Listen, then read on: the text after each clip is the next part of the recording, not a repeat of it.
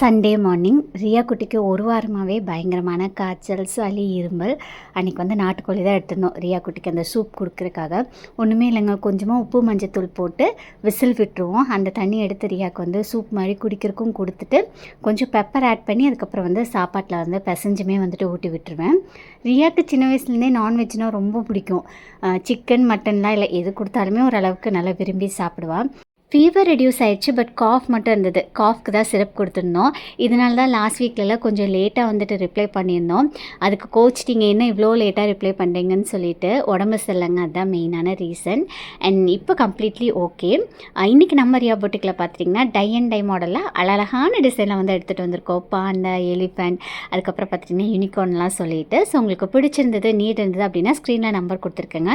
Order place பண்ணுறதுக்கு WhatsApp பண்ணுங்கள். எம்லேருந்து 2XL வரைக்கும் நமக்கு வந்து இந்த ஒரு பர்டிகுலர் கலர் அவைலபிளாக இருக்குது.